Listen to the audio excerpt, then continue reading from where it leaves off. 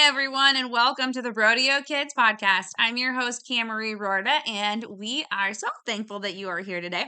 We have a fun podcast planned with the gentlemen of the Rodeo Kids Ambassador team who will be covering some really interesting topics.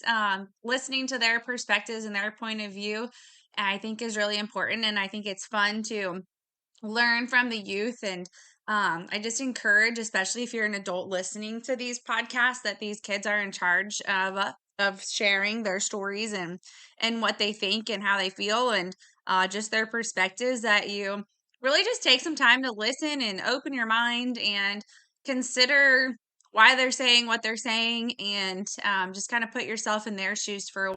We just can really gain a lot of perspective when we sit back and really listen to learn instead of listen to reply to these kids, or listen to compare to the way we grew up versus the way they're growing up. I find that happening a lot when I talk to adults about the kids these days, that often in the conversations, it's easy to want to get defensive and, well, that's not the way it was when I was growing up, and my parents didn't do this, and they should this, and just all the things where we are trying to put ourselves into their situation, and it's just not the same. Everybody's different.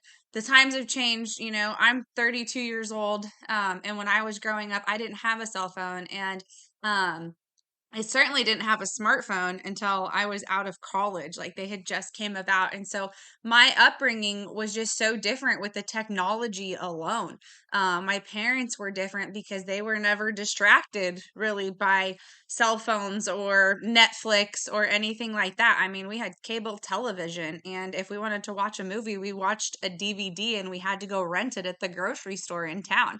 We didn't just push a button and voila. Like, we spent more time outside, and movie nights were a big deal to us. And now we have movies at our fingertips, literally just a click away all the time. So the times have just changed. And so when you hear kids talk and you hear them share their stories, like, I just really want to encourage you as adults to really consider all of that. And for the kids, I know that it's not really fair because you guys can't fathom not having all of this stuff. But if you're listening to this, like, when we get defensive or when we get frustrated or when we're trying to share things with our parents and they just don't seem to understand, it is just genuinely because they probably really don't understand. Just like you can't imagine a world without technology at your fingertips.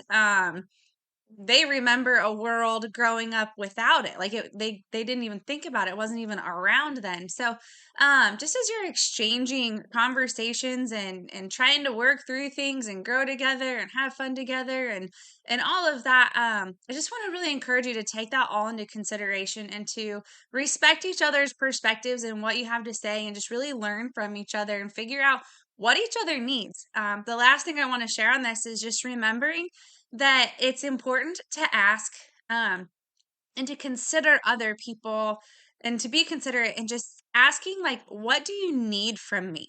Not what do I think you need from me, or telling somebody what they need from you, but just like sitting back, and parents really asking your kids, especially if you're in a competitive situation. We just had an interesting podcast, or not a podcast, a Zoom with the Rodeo Kids Ambassadors about the problems that they saw in the industry. And then we were talking about different solutions, and there were multiple things that just surrounded lack of communication.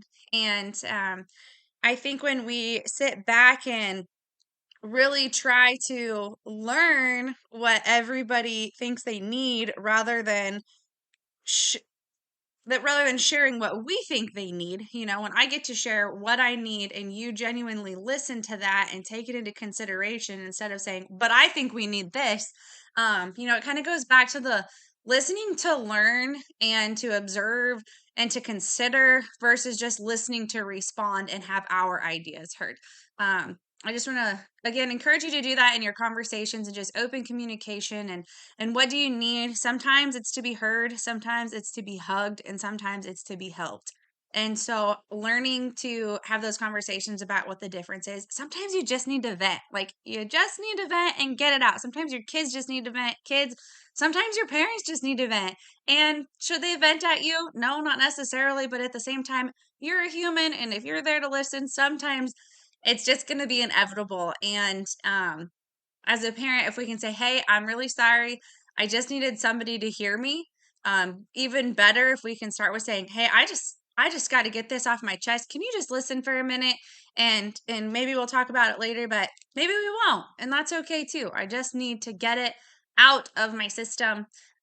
Sometimes if you just look at somebody and it just looks like they're about to crumble and they just need a hug. I read a statistic the other day that a hug that lasts 20 seconds is like the equivalent of an entire therapy session. If you can just give somebody a genuine hug for 20 seconds, not just a quick 5-second one, but like a good old 20-second bear hug, wrap your arms around them, give them a good squeeze, let them know you're there for them, and just let them release that tension.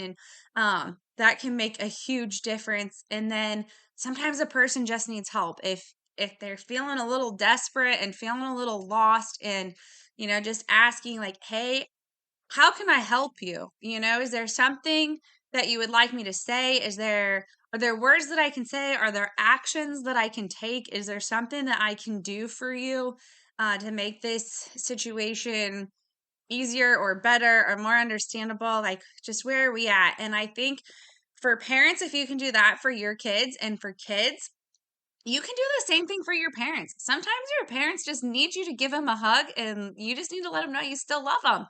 And that through your teenage years and all the craziness and the madness, that you're still there for them and that you still appreciate them and you still know that they are your one and only parents, and that you're just thankful to have them. And showing them that love with a hug can go a long ways. Listening to them when they're trying to teach you and share something with you. I know as a teenager, I've been there. I work with teenagers all the time. And I know that it can be really easy to like want to put that wall up, especially when your parents are trying to talk to you. But sometimes just taking a deep breath and saying, my mom, my dad, they listen to me all the time. They help me all the time. Maybe I should return the favor and just listen to them for a while and just consider, really listen just to learn, and see what they're trying to teach me so that I can grow from them and take that on in the future. Not always easy, but a very important thing to do. And the sooner you can get to doing that in life, the further you'll get, because your parents have already experienced what you're going through and they only want the best for you. So learning from them from time to time is a really good idea.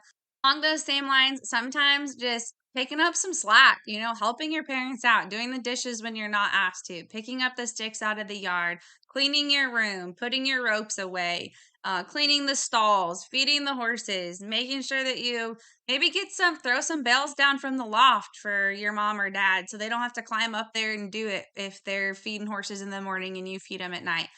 Maybe if you haven't been doing any of those chores and you're to an age and a level of maturity that it's time for you to start taking some of that responsibility, maybe you can help them out by doing that, because you need to remember, kiddos out there, you teenagers and younger kids, and even you college kids, just remember how much your parents are pouring into you. And yes, when we have children, it's up to us to do that.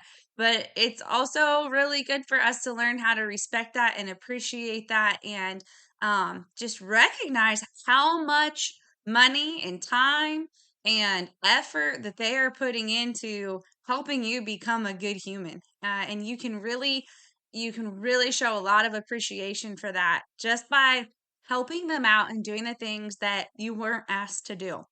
And not only will that help you with your parents get further, but let me tell you, as an employer, we've got a few people that work for us, and someday you guys are going to enter the workforce. And when our employees do something that we don't ask them to do that is a little bit above and beyond, man, like that stuff really stands out. It doesn't take huge acts of effort to make a huge difference. So, guys out there, like just do the little things just from time to time. Like, I'm not asking you to drop all your bad habits and change overnight, or just become a completely different person. Like, you still get to be a teenager and you still get to go through the motions of life, but just showing a little bit of appreciation by doing a random act of kindness is going to get you so, so, so far in life. So I just want to encourage you with that. All right, just take into consideration, do you want me to help you, hold you, or hear you? And also just being able to communicate, hey, I just need you to help me, hold me, or hear me. Like, we all have a role in identifying that and starting our conversations with what our intent here is and what we need. What do you need from me? This is what I need from you. That will change your life and your conversations and your relationships, with yourself, with your family members, with your friends. And when you change those with the people you surround yourself with, it shows up everywhere. It's going to show up in your horsemanship. It's going to show up in your statistics. It's going to show up in your studies, in your opportunities that come. Like, the good Lord is watching that kind of stuff. So make sure that you just keep working on that, and that communication will go a long ways. Your associations, just everybody just needs to work on their communication a little bit. So that's enough on that topic. Before we get started with the boys from the Rodeo Kids Ambassador team, I just want to remind you all that we are headed to Las Vegas in just a couple of weeks. Oh my gosh, it's so close. Can you believe Thanksgiving is next week already?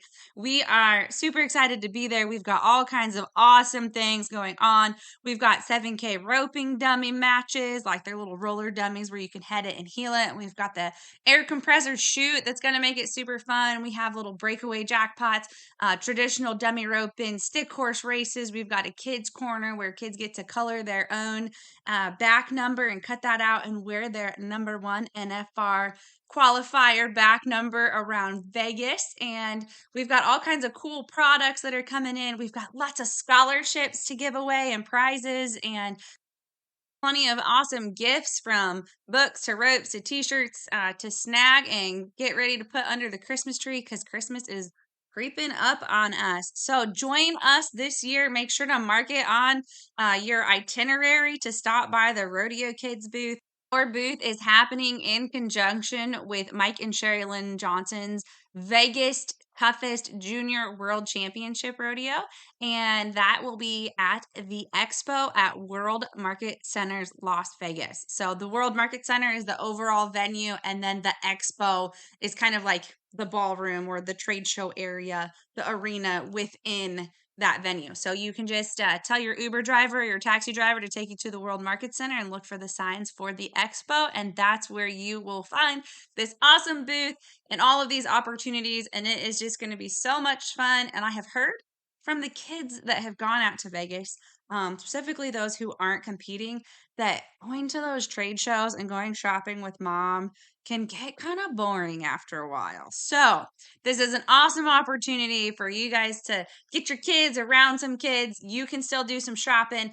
They can have a chance to win some scholarships, win some prizes, be around some other kids, and be active and burn off some steam while they're in Vegas, because it's a crazy time, and we'll provide that safe space for them to have some fun and meet other people. And the Rodeo Kids booth will be at the World Market Centers. The expo is within that during the Vegas Toughest Junior World Championship, where there will be over 600 kids competing in lots of different events. So it's going to be an awesome time. Come check it out and come see us. And now let's get started with the gentlemen of the Rodeo Kids Ambassador team. World changer, history maker. World changer, history maker. Welcome to the RodeoKids.com podcast, where we empower youth to be their best selves through the values and traditions of the rodeo and Western lifestyle. Hey everybody, welcome back to part 2 of welcoming cowboys into the rodeo industry. Connor, we're going to jump right into it with you. Could you talk a little bit about how you can improve yourself in the off season? Lathe, that's a great question, and it's something that I've struggled with a lot lately. A few things, actually, that I'd like to talk about tonight. Let's start with this one, though. So, as soon as my fall season got done with rodeo, I kind of just stopped practicing. I went from roping every day to maybe twice a week, once a week. And it really impacted my performance, and I've been trying to do stuff lately, and I'm just struggling. So, what I've realized, and I've talked to some people, is that no matter in the off season, you have to be practicing, whether it's just roping the dummy or anything. Like in my area, it's hard because it snows a lot and we only have an outdoor arena. So you have to be there roping the dummy every day. It's the repetition that matters, and it can really help you. Some other things that have helped me the most are going to clinics. this is something that has helped me a lot, and I've met a lot of people through these. Last year, I went to 3 calf roping clinics, and I went to Georgia for a month and roped with a guy. I found ways to continue to better myself and be the best person I could be in rodeo, and it showed in my performance this year. So that is a goal for me this fall. And one of my biggest goals right now is to try to make nationals in tie down this year. I'm sitting in the top 10. It's going to be really hard, but it's something I really want to do, and I want to work hard at it this winter. So I'm going to have to find time to practice, find people to help me. And that is something that is very important, is having people to help you. So I want to share that a little bit too. Over the years, my parents never rodeoed, so I had to figure out how to do everything on my own, kind of. I found some really good horses, had some really good people help me, and met a lot of people. I got connections, and like I said, I got to stay in Georgia for a whole month last year, and that really helped me a lot. And having people that can support you and help you and teach you things is the best thing that you can do. Some other ways that you can work on in the off season is working on your mental game. This is another thing I've struggled with a lot, and I found a mental coach this year, and I talked to her a lot. I was really struggling in my performance. This is something that I've worked on, and it's a great thing to work on in the off season. Find people to help you. Another thing is working out. A big thing in rodeo is you got to be in shape to be able to compete at the best ability. So I try to be in the gym 4 days a week. I have a specific plan for me, and I'd be more than happy to help anybody with that. It's changed my game a lot, and I can flank calves better. I can rope better. Just it helps. Okay, another thing that I've been struggling with a lot lately is schedules. I decided to get a new job, and I'm working 14 hours a day. I quit lifting, quit riding my horses, I quit doing school. I got behind on everything. I started to realize the past few days, after my parents got pretty disappointed in me, is that you have to sit down and write things out. You got to make schedules. I was behind, and I realized that, and it caught up to me, and I started getting into a bad mental state. I needed help. So you have to be able to sit down and know the things you can do and can't do. And you got to be able to say no sometimes. I say yes to everything, and I get behind. Right now, my school, I'm struggling with it.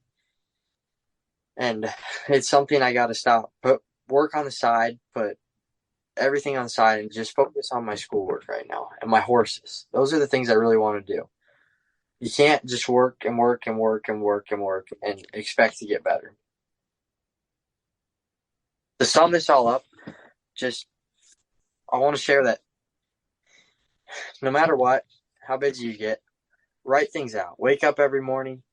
Actually, what I like to do now, I figured out, before I go to bed at night, I write a schedule out for my whole day the next day. I make time for the things I need to do, whether I have to get up at 5 o'clock to lift, to do school before I go to work and come home early. You got to write schedules out and find people to help you and keep practicing no matter what. Rope the dummy every day.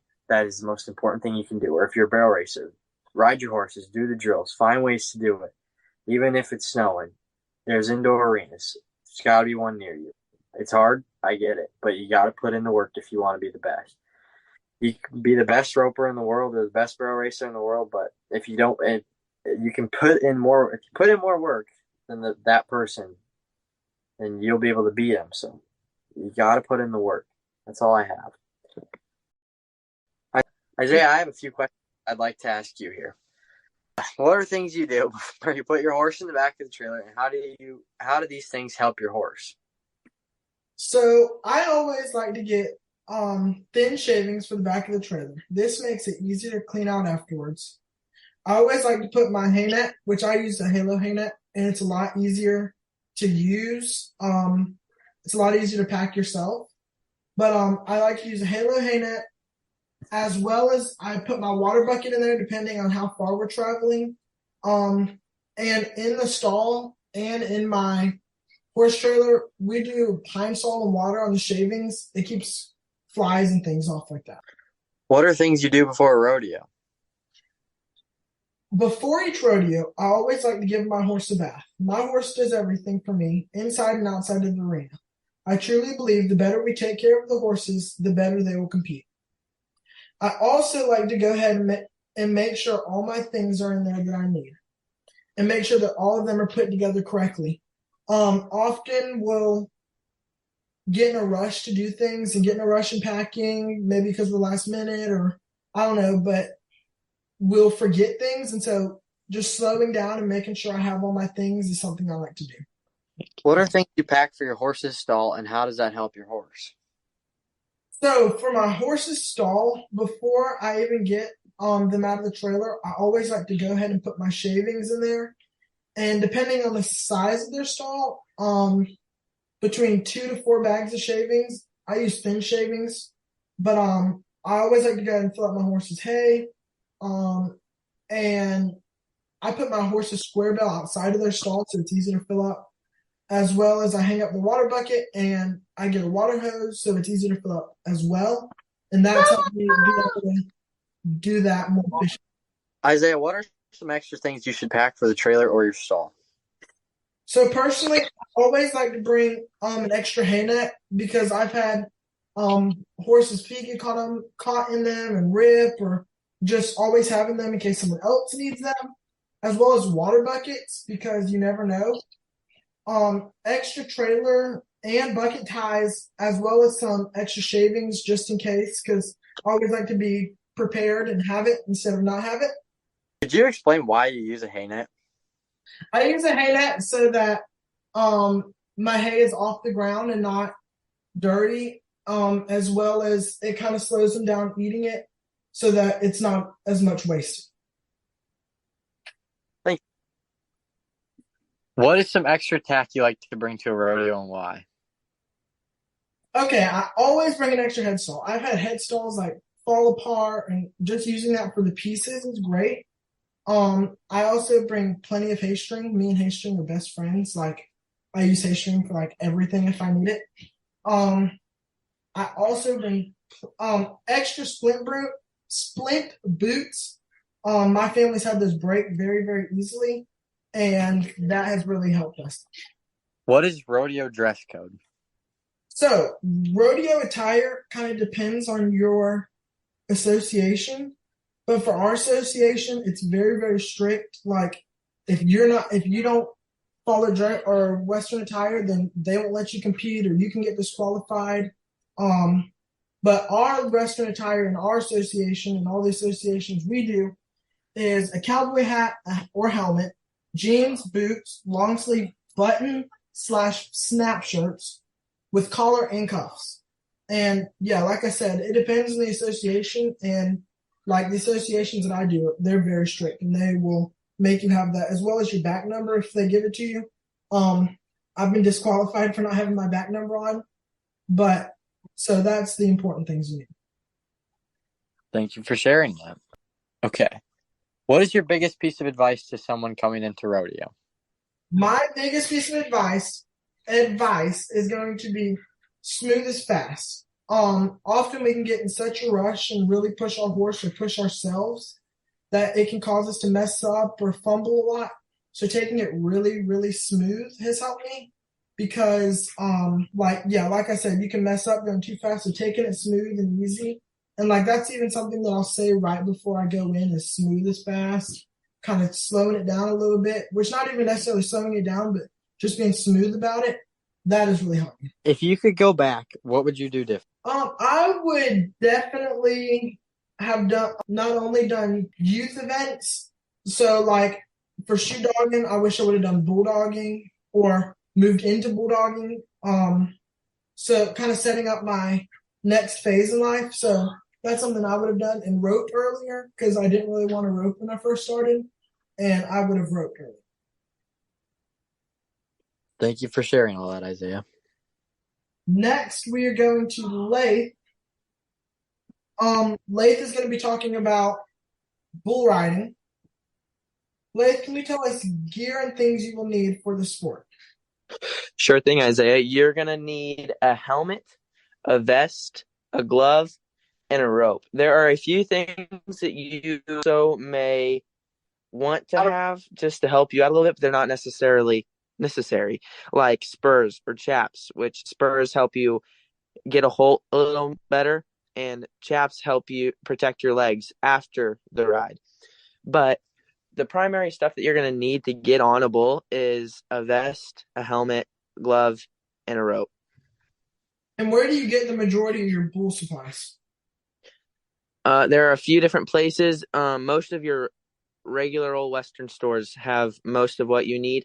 There's also online places like Barstow Rodeo Company or Rodeo Equipment or Beastmaster Rodeo Equipment. They have a lot of fantastic items for all rough stock riders. Right. What are extra things you bring to rodeo? I would bring an extra glove because bull riding gloves tend to be a little bit thinner than any other glove out there. So I would definitely bring extra gloves, extra leather, tie on your boots, tie on your glove. You never at a rodeo, rough stocking, it's always a good idea to have some extra leather laying around. Right. You could also have extra tape if your vest ever comes apart. Tape really, I see a lot of guys tape their vests back together so they don't come apart. And yeah, Yeah. What are do's and don'ts about bull riding? um, the dues, I would definitely. Here are a few dues for bull riding. I would definitely take all safety precautions seriously. It's a very dangerous sport. They weigh a lot more than you do. They're a lot stronger than you. I would take every safety precaution possible and listen to whoever is telling you that. I would also recommend not just jumping into bull riding. I would recommend getting on a bucking machine or going to some schools where legends are talking, like um where you can learn a lot from those guys before you even get on a bull. All right. And what is some things that they do to take care of the animal? Well, they're not harmed whatsoever. I mean, the flank strap, a lot of people, you see a lot of criticism over the flank strap when the flank strap really is not bothering them at all. It is not hurting them at all. It's something that the bulls might want to kick at or get off necessarily. It doesn't hurt them one bit. And the spurs that cowboys use to hang on, if they break skin at all, or if there's any sign of blood or anything of breaking the skin of a bull, then that cowboy will be disqualified. So it is not what we want to hurt the bulls. It is not how that is. It's just sometimes it does happen, but it's not on purpose. That's not our goal here. We do not try to hurt the bulls or animals in any way possible. So there are consequences for doing that stuff. Yeah, and like bull's hide, like I know I've given a few shots, and that's really tough stuff. So like I think that's something people don't really realize. It's a lot tougher than what we might feel or what other animals might feel. Theirs is very, very tough. Yeah. Okay, and what is some safety advice for bull riding? I would say definitely wear all the protective equipment you can, as in vest, helmet. Their head is a lot harder than yours, and you see a lot of guys get jerked down over front and smack their head on the bulls. And if I was doing that, I would want to be wearing a helmet because I wouldn't want my face hitting that bull's head. It would not feel good. Vest, just as in the bareback riding, I mean, if you were to get stepped on, it really disperses the energy and it really just moves the point of impact to more than one point. It moves the pressure. Safe. There's also a shoot procedure, which is very, very important. I mean, they're wild. They're not tame. They're not domesticated, and they're in a little box that they're put in. So you never know what's going to happen, honestly. So you have to take all the precaution you can. I mean, that means when you're fixing to get on the bull, maybe put your feet on his back a little bit, move him around, let him know you're coming. And when you slide on him, you got to make sure you just do it real nice and gentle. No big sudden banging around noises or anything. You can keep it nice and quiet and smooth in there because they're just as dangerous in there in the chute as they are outside of the chute. So, yeah. What is a drill for the event? One drill that I see a very important part of bull riding is balance. So what a lot of cowboys will do is they'll have a basketball or a yoga ball, and they'll just balance on that and working those muscles that you don't know you have on the ball really helps when you're riding bulls with balance. Alrighty. What are some mentors you look up to? I would definitely look up to JB Mooney. You can go look at his videos of him riding and see his form and technique. There are also many videos out there of him doing schools and teaching people how to do it. So you can also look at that. Another one is Gary LeFew. He is a very, very well trained, very good bull rider. He won the world in 1970. He's very good, and he specializes in that kind of stuff. I mean, he puts on schools throughout the country. That's what he does. He's good at it. That's what he's there for. So I would definitely look up to him and use your resources. Yeah, for sure. What is the difference between an American rope and a Brazilian rope? So an American rope is it's like if you were to think about just a regular rope, as in you would rope a steer with. It has the Honda on the end, and if you were to put it around something, you would take the rope back around itself and pull it tight, which pulls the whole rope tight to the bull, the handle and everything. So your hand is really getting tightened to the bull, and it pulls in a different direction than the Brazilian rope. So the Brazilian rope is actually turned completely around. It pulls from the other way, and the handle doesn't tighten down on the bull. So it pulls the rope tightens down on the bull, but your hand doesn't. So your hand is kind of loose, which a lot of cowboys don't prefer, but some do. Right. And what is the importance of the bullfighters?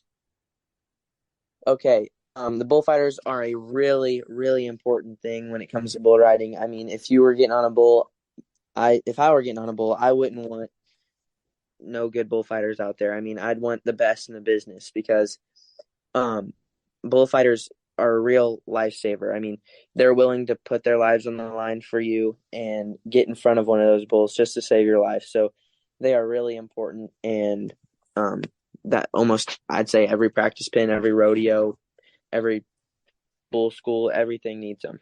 Everything needs them. Right. How long have you been doing bull riding? Well, when I was really young, actually, I did quite a bit of bull riding, and but my cousin does a lot of bull riding, and I really looked up to him, and I really wanted to be like him. But after a while, that kind of wore off, and I started riding barebacks more and more and more, and so eventually, I just don't ride bulls anymore. Yeah. What's a big piece of advice for someone coming into it? What? What's a big piece of advice for someone coming into bull riding? Um, I would definitely take your time. I wouldn't rush into it.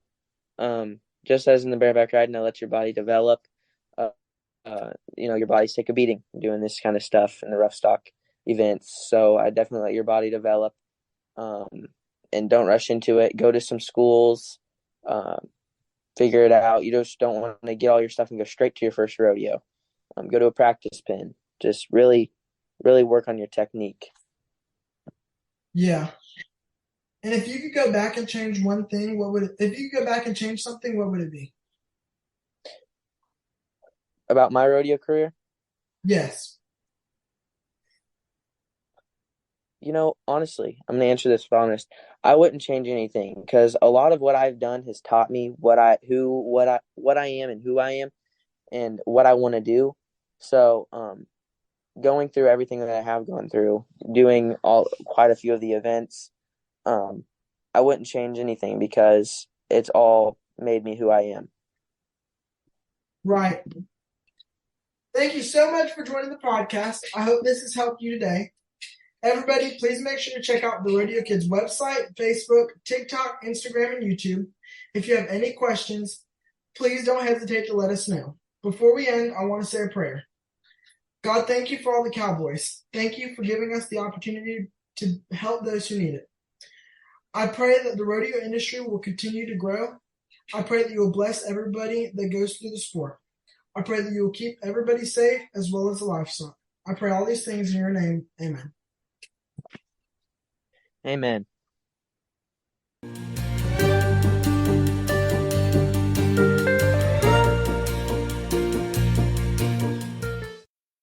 As always, thank you for tuning into the Rodeo Kids podcast. We hope you learned something, gained some knowledge, some perspective, just another way to think about things, or something that you can apply into your own daily life, organizations, your community, your relationships, and your friendships with your family and the people that you are surrounded by.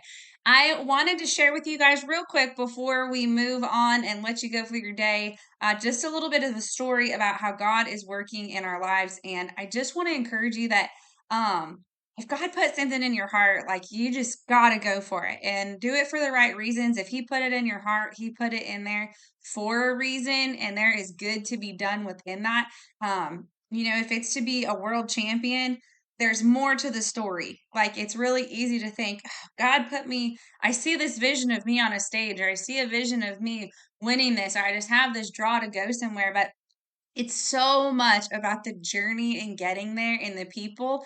And gosh darn, when it starts to come together, like, it can take months, years, sometimes it's just days, but usually it's a long time before it really, really comes together and before we really understand our picture. And so if you're a person who has a vision like that, just something that's eating at you inside, I just want to encourage you to go after it. But Rodeo Kids has been around since Vegas. 2018 was the first time that I ever had that idea come into my mind, with absolutely no intention whatsoever of this being a thing. I never thought of another company. I never thought of a nonprofit or anything. I own the Performance Penny Company, and I was young, and that's what I did. Like, that's what I was going to do. And I had my career set, and God had a bigger plan for me. And I just couldn't let it go for whatever reason. I remember being in the elevator when RodeoKids.com came into my brain as something that I was going to do. And I told God, no, like, no, God, I don't need this. I don't want another company. I don't even know what I'm doing with the one I've got. I'm not prepared for this. I'm not your girl. And God said, yes, you are. And that was 5 years ago. And this year we are headed to Vegas with a 40 by 50 booth, which could not have been done without so many people. And, it's taken 5 years of consistency and dedication for this to come to fruition like it has. I've had visions of what we're doing this year in Vegas and what Rodeo Kids is becoming since that night in Las Vegas in 2018, in an elevator all by myself. And now it's happening. But guys, it took 5 years. So if God has put a vision in your mind, in your brain, in your soul, if you've got that burning feeling in your gut that just kind of pulls at your chest and at your heart, and you're like, man, I gotta do this. I don't know why, I don't know how, I don't know when, I don't know where, I don't know who, but I know I've got to do this. There's a vision that I've got to start walking towards. I just want to encourage you to do it, because our God is good and He will do some amazing things for you. And this year, I was apprehensive about how we were going to move forward with Rodeo Kids, and I approached Sherry Lynn Johnson with the Vegas Toughest Junior World Championships, and just I didn't really even know where the conversation was going, but I just thought I would see if she had anything like this um in their realm in Vegas, or in anything that they do, if they had any affiliation with a nonprofit like Rodeo Kids. And she said no, and the wheels just got to start turning, and things have just been amazing ever since then. And so we just want to thank Mike and Sherry Lynn for their generosity in bringing Rodeo Kids in as part of their family here. When we head to Vegas, they've really taken us under their wing, and they're allowing us to really expand and grow and explore and make a difference, and we're going to see how it goes. But they've been so generous in that. So I want to give a special thank you to them, and also all of the other people who have jumped on board. I started making phone calls, and guys, I've tried to share this vision for a long time, and it's when God gives you something, you're not always going to understand how you're supposed to get people on board, how you're supposed to talk about it, how you're supposed to have other people see it and hear it and listen to it and get behind it. And sometimes it won't work, and it won't work for a while, but you know that there's someday it's going to come together. And I called Fastback Ropes, and they said, "Yeah, we're in, and 7K roping dummies." They said, "Yeah, we're in. We'll supply you some rope and dummies." And Fastback Ropes is going to supply ropes. And K&D Equestrian said, "Yeah, we'll chip in some for scholarships and some prizes, as well as the epic animal." Goaty said, "Heck yeah, let's have some Goaty Go Time matches. That sounds like fun. Like, we'll put some towards scholarships for the girls to have some fun and be able to learn and sell some goaties and just practice while they're away from home." And the Performance Pony Company, the RodeoKids sister company, has, there's been a lot that has been taken from the Performance Pony Company to start RodeoKids. A lot of what we make at Performance Pony Company from the product sales and stuff, because it's a more established company, has been poured into RodeoKids. So I'm just thankful God gave us that first. Flat Tops Rodeo Bible Camp and Flat Tops Cowboy Church, holy smokes, did they step up this week to jump in. They donated a couple $1,000 between the two of them for expenses out in Vegas and scholarships, and another $1,000 for scholarships. And we've got the Rodeo Bible Camps of America chipping in. We've got Bailey Cooper with signature stall mats. Their stall mats are amazing. And she said, "Hey, I think we can provide some of those." So we're going to have some really nice stall mats that are soft that the girls are going to be able to do. Girls and boys are going to be able to have their Goaty Goat Time matches on. Short Good Children's Books is providing all of the back numbers for the kiddos to color in the kids corner. So there will be kind of a safe space for them to hang out and just color for a little while and decompress from all of the craziness that we know that Vegas provides for us, all the bright lights and everything. Sometimes we just need to sit down and do a little coloring to just calm our mind. So we're going to be able to provide that, and then they'll be able to have their own back numbers. We've got rural health education. I've done so much with Bailey, and she has just been amazing to work with. Like, she has changed my life and what I eat and how I think about food, and I still get to eat the cruddy things sometimes. Like, I get to eat ice cream and chocolate, and it's not the end of the world. But she is a registered dietitian. She has the years and years and years of education, like true, went to college, science, not just the gimmicks, not just the fancy advertising, the free trips and that kind of stuff. Like, she can really help you and your family provide a diet that will work for you on the rodeo road to help you stay healthy, to maintain your stamina throughout those long rodeo days that just seem to never end. So she can do that, help you focus, all kinds of things. And Andy Wolf at Wolf & Sons Performance has also been a game changer for me. His workout programs are event specific, and he can help you with your mind game. But when you get your body right and your body is physically capable of doing the things that your rodeo event demands, it's amazing what that does for your brain. When your body is prepared to do the things your brain asks it to do, you can perform so much better, and that confidence just automatically comes by knowing that you're taking those steps and knowing that you have the strength and the balance to do it.